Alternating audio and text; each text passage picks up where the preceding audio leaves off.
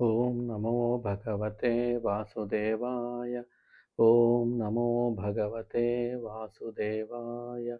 ఓం నమో భగవతే వాసుదేవాయ. హరే కృష్ణ. ఎందరో మహానుభావులు, అందరికీ వందనాలు. నేను మీ భీమ. దేవుని దయతో మీరందరూ బాగున్నారని ఆశిస్తా ఉన్నాను. నా ఛానల్ శ్రీపదానికి మీకు స్వాగతం. ఇక్కడ మనం మాట్లాడుకోవే మాటలు, నేర్చుకునే శ్లోకాల అర్థాలు మనల్ని, మన మనసును ఒప్పించి ఒక మంచి మార్గం వైపు ప్రయాణం మొదలుపెట్టేలా చేయాలనేటువంటిది నా సంకల్పం. ఎప్పటికే కనుక మీరు మంచి మార్గంలో ఉంటే దానిలో అత్యున్నత స్థాయికి చేరాలని సంకల్పం చేసుకుంటూ ముందుకు వెళ్దాం రండి. ఇప్పుడు ముందు మనం భగవద్గీత 1వ అధ్యాయంలో మనం 3 భాగాలుగా చేశాం దాన్ని. ఆ 3 భాగాల్లో మొదటి అధ్యాయంలో అర్జున విషాద యోగం గురించి అనేక లోతైన విషయాలను తేలిగ్గా నేర్చుకునేటువంటి ప్రయత్నం చేశాం. ఈ మొదటి అధ్యాయానికి కంటిన్యూషన్ వీడియోగా ఇందులో మనం టేక్ అవే పాయింట్స్ ఏమున్నాయి, ఆ 1వ అధ్యాయంలో మనం మన జీవిత పాఠాలుగా మార్చుకుని, అన్వయించుకుని, అలవర్చుకుని, పాటించాల్సినటువంటివి ఏమున్నాయి అనేటువంటిది మనం దగ్గరగా చూసేటువంటి ప్రయత్నం చేద్దాం. ఈ అధ్యాయం కురుక్షేత్ర యుద్ధానికి నేపథ్యానికి ఇరుపక్షాల మానసిక స్థితిని, ప్రధానంగా అర్జునుడికి కలిగిన తీవ్రమైన మానసిక సంఘర్షణను వివరిస్తుంది 1వ అధ్యాయం. ఇది భగవద్గీత ఉపదేశానికి నాంది పలికినటువంటి కీలకమైన అధ్యాయం. ఇది మనం 1వ అధ్యాయం 3 భాగాలు చూసాం. మొదటి భాగంలో ఏం నేర్చుకున్నామంటే అసలు మహాసంగ్రామానికి ఏమి నాంది పలికింది, అదర్పు పునాదులు ఎలా పడ్డాయి, ధృతరాష్ట్రుడు మమకారం మరియు దుర్యోధనుడి యొక్క అహంకారం, భయం గురించి ఈ భాగం మనకి 1వ భాగంలో మనం మాట్లాడుకున్నది వివరిస్తూ ఉంది. ఇరుపక్షాల సైన్యాలు మోహరింపు మరియు యుద్ధానికి నాందిగా శంఖారాలు మోగటం అనేటువంటిది మనం 1వ భాగంలో మనం చూసాం. అంటే ఇక్కడ ధృతరాష్ట్రుడు తన కొడుకులైనటువంటి కౌరవులను మాత్రమే నా వాళ్ళు మామాక అని సంబోధించారు అని పాండవులను వేరు చేసి చూడటం అనేటువంటి దాంట్లో విచక్షణ కోల్పోయాడు వేరు చేయటం వల్ల. ఆ అధర్మానికి మద్దతు పలికాడు అనేటువంటిది స్పష్టంగా మనం చూసాం ఈ అధ్యాయంలో. అలాగే దుర్యోధనుడి పైకి ధైర్యంగా మాట్లాడుతున్నా కానీ పాండవుల వ్యూహరచనను చూసి భయపడ్డాడు. అతను బలం అంతా భీష్మ ద్రోణాదులు ఇతరులపైనే ఆధారపడి ఉంది. అధర్మపరులు ఎప్పుడు కూడా అభద్రతా భావంతోనే ఉంటారు అనేటువంటి ఉదాహరణకి ఇక్కడ దుర్యోధనుడే ముఖ్యమైన ఉదాహరణ. అలాగే కౌరవుల యొక్క భీకరమైన శంఖారావాలు పాండవుల్ని ఏమాత్రం భయపెట్టలేదు. అలాగే ధర్మస్వరూపుడైనటువంటి శ్రీకృష్ణుడు ఉన్న పాండవ పక్షం నుంచి వచ్చిన దివ్య శంఖారావాలు కౌరవుల గుండెలను పగలగొట్టేటువంటి పని చేశాయి. అంటే మనం ఈ 1వ భాగంలో మనం చెప్పుకున్న దాంట్లో ఇవి భాగాలు. అలాగే 2వ భాగంలో మనం ఏం చెప్పుకున్నాము, బంధాల వలయంలో అర్జునుడు మోహంతో కూడినటువంటి సంఘర్షణకి ఎలా లోనయ్యాడు, బంధాల మోహంలో ఎలా పడిపోయాడు అనేటువంటిది మాట్లాడుకున్నాం. యుద్ధానికి సన్నద్ధమైనటువంటి అర్జునుడు శత్రు సైన్యాన్ని పరిశీలించడానికి రథాన్ని మధ్యలో నిలపమని శ్రీకృష్ణుడిని కోరతాడు అక్కడ. కృష్ణుడు ఉద్దేశపూర్వకంగానే భీష్ముడు, ద్రోణాచార్యులు ఎదురుగా ఉన్నటువంటి స్థలానికి తీసుకువెళ్ళి రథాన్ని నిలుపుతాడు. భీష్మ ద్రోణాచార్యులను ఎదురుగా చూడగానే అర్జునుడు శత్రువులు అనే భావాన్ని కోల్పోయి బంధువులు, స్నేహితులు అనేటువంటి, గురువులు అనేటువంటి భావంలో పడిపోతాడు ఇక్కడ. అంటే ఇక్కడ ఏదైనా ఒక పని మొదలుపెట్టే ముందు పరిస్థితిని అంచనా వేయటానికి అర్జునుడే అడిగారు, నా రథాన్ని తీసుకువెళ్ళి అక్కడ నిలబెట్టమని. కానీ ఆ పరిశీలన మంచిదే. పరిశీలన మనోదౌర్బల్యానికి దారి తీయకూడదు ఎప్పుడు కూడా. అంటే అక్కడ అర్జునుడు దారి తీయకూడనటువంటి మనోదౌర్బల్యానికి గురయ్యి మొత్తానికి వేరే వైపుకి తన మనసును మార్చేసుకున్నాడు. అంటే ఆ మోహం అనేటువంటిది, అక్కడ అతనికి కలిగినటువంటి మోహం విచక్షణను చంపేస్తుంది అనేటువంటిది మనం అర్థం చేసుకోవాలి. ధర్మం కంటే అక్కడ అతని మోహం గొప్పగా కనిపించింది. భావోద్వేగాలు బుద్ధిని కమ్మేసాయి అతని బుద్ధిని. అంటే దేహ సంబంధమైనటువంటి బంధం ఎంత గట్టిగా ఉంటుంది అనేటువంటిది మనం అర్థం చేసుకోవాలి. అలాగే శ్రీకృష్ణుడు అర్జునుడు బలహీనతను, మోహాన్ని పూర్తిగా బయటకు తీయటానికి ఎదుటివారి రథాన్ని ఇతను రథాన్ని తీసుకువెళ్ళి ఎవరైతే యోధులు ఉన్నారో వారి ముందే నిలిపారు. అంటే ఇక్కడ భగవంతుడు అతనికి, అర్జునుడికి చికిత్స చేయటానికి కూడా సిద్ధమయ్యాడు. అంటే అతనికి మనసులో ఏమేం భావాలు ఉన్నాయి వీరందరి పట్ల అనేటువంటిది తెలుసుకోవడానికి అక్కడ అది కృష్ణుడు చేశారని మనం చెప్పవచ్చు. ఇది మనం 2వ భాగంలో నేర్చుకుందాం. అలాగే 3వ భాగంలో అసలు పతనం ఎలా అయిపోయారు, శరణాగతి ఎలా పొందారు అర్జునుడు అనేటువంటిది. మానసిక సంఘర్షణ తట్టుకోలేక అర్జునుడు శారీరకంగా కుప్పకూలిపోతే యుద్ధం చేయకూడదని నిర్ణయం చేసుకున్నాడు. అందుకు మద్దతుగా అతను ఏం సాకులు చెప్పాడు, పాపభీతి ఉంది, కులధర్మం నాశనం అయిపోతుంది, ఇలాంటి పెద్ద పెద్ద వాళ్ళ గురువులను చంపటం వల్ల నాకు వచ్చేటువంటి విజయం నాకేమీ తృప్తినివ్వదు అనేటువంటి మాటలు మాట్లాడుతున్నాడు అక్కడ. అంటే అతను ధర్మాన్ని పూర్తిగా మర్చిపోయాడు. అంటే మానసిక బలహీనత శారీరక పతనానికి దారితీస్తుంది అని చెప్పడానికి ఇదో ఉదాహరణ. ఇక్కడ మనం అది నేర్చుకున్నాం.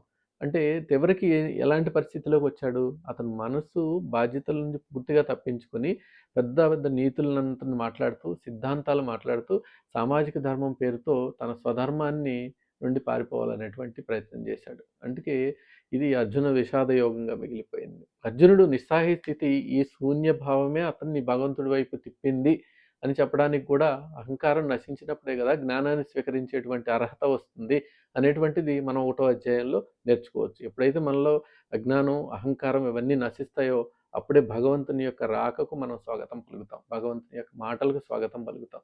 అలాగే ఇక్కడ జరిగింది. అందుకే దీన్ని అర్జునుడి విషాదమైనా గానీ ఒక యోగంగా మారింది అనేటువంటిది నేర్చుకున్నాం. అందుకే అర్జున విషాద యోగం గూడా మనకి అత్యంత ముఖ్యమైనటువంటిది అధ్యాయం ఇది.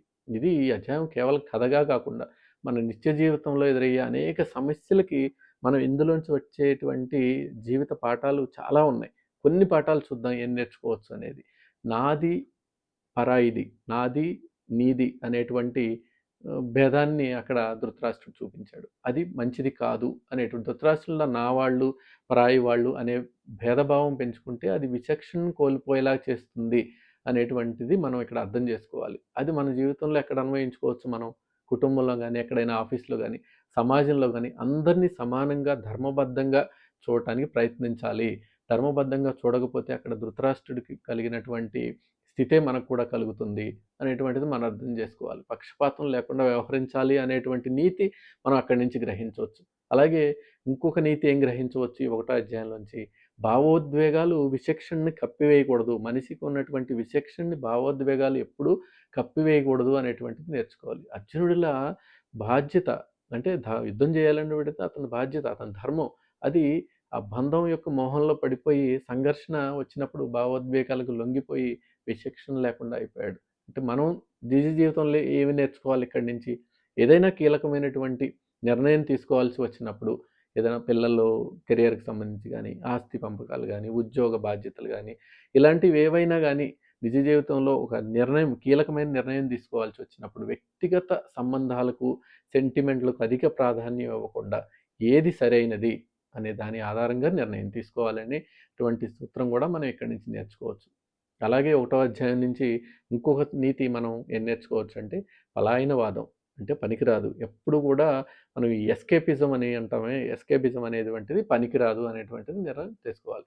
కష్టమైన పనిని లేదా బాధ్యతను వచ్చినప్పుడు అనేక కష్టాలు వస్తా ఉంటాయి. భయపడి అర్జునుడిలా పెద్ద పెద్ద సాకులు చెప్పి అక్కడి నుంచి తప్పించుకోకూడదు అనేటువంటి నీతిని మనం ఇక్కడ గ్రహించాలి. అలాగే నిజ జీవితంలో మనం దీన్ని అప్లై చేసుకుంటే ఎక్కడ అన్వయించుకోవచ్చు అంటే ఆఫీస్‌లో కష్టమైన ప్రాజెక్ట్ వచ్చింది. ఇంట్లో పెద్ద సమస్య వచ్చింది.